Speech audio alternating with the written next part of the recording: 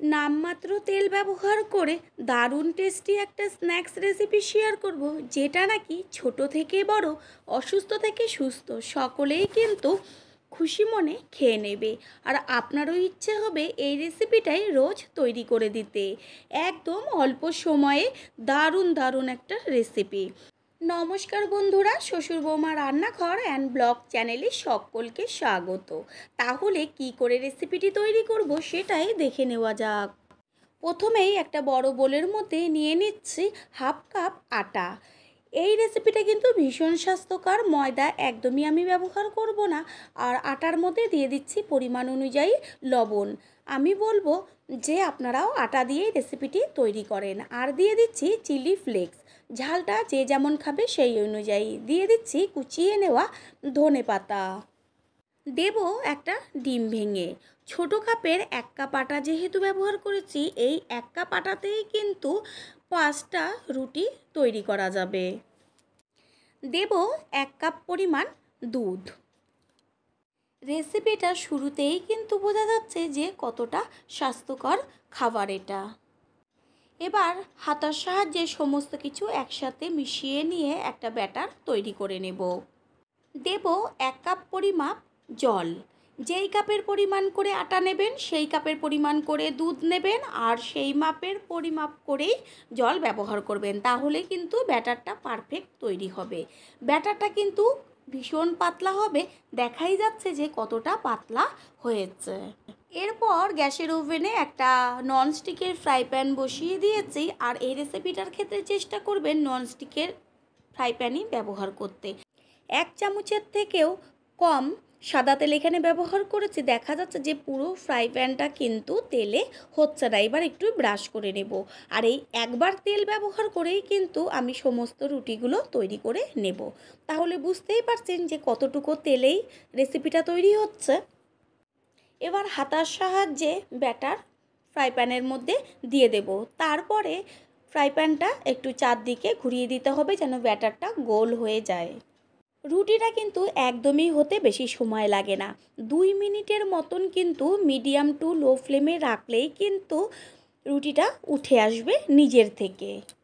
রুটি এতই পাতলা যে খুন্তি দিয়ে উঠাবার কোনো দরকার নেই, হাত দিয়ে আস্তে করে টান দিলেই কিন্তু রুটিটা এমনিতেই উঠে আসবে। তারপর রুটিটাকে একটা প্লেটে তুলে নেব। এইভাবে অন্যগুলোও করে নেব। পুরনো বন্ধুদের সবসময় আমাদের পাশে এইভাবে ভালোবেসে সাপোর্ট করার জন্য অনেক অনেক ভালোবাসা। আমি কিন্তু আর কোনো রকমভাবেই তেল ব্যবহার করব না।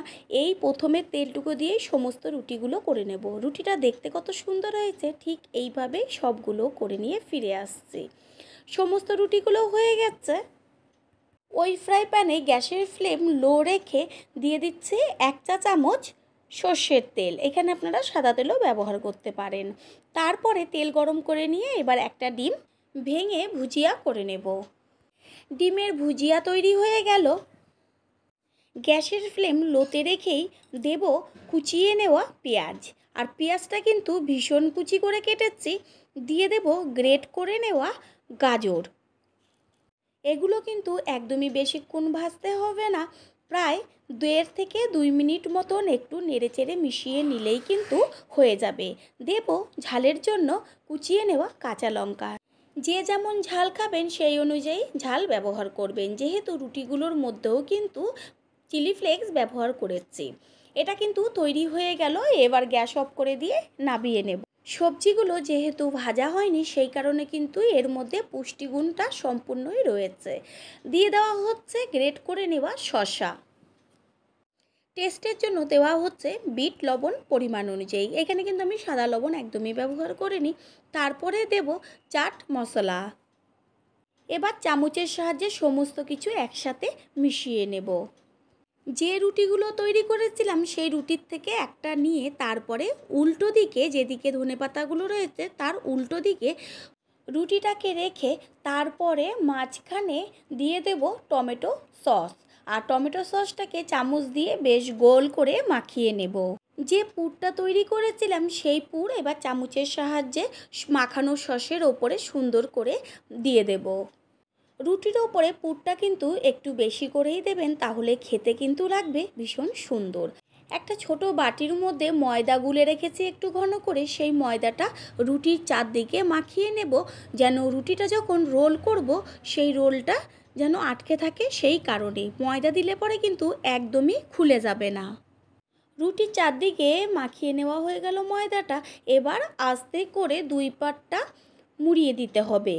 দুই পাশটা মুড়িয়ে নেওয়ার পরে উল্টো দিকে দুই পাশটা চেপে ধরে তারপরে সুন্দর করে রোলের মতন করে পেঁচিয়ে দিলেই কিন্তু একদম তৈরি হয়ে যাবে আর সুন্দরভাবে মুখের সাথে আটকে থাকবে।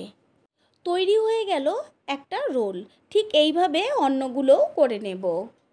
যাদের একদমই তেল খাওয়া বারণ আর তাদের কিন্তু কোনো কিছুই খেতে ভালো লাগে না, একঘেয়েমি একটা ভাব চলে আসে, আর তাদের জন্যই কিন্তু এরকমই যদি মুখরোচক একটা রেসিপি তারা খেতে পায় তাহলে কিন্তু মুখের রুচি ফিরে আসবে।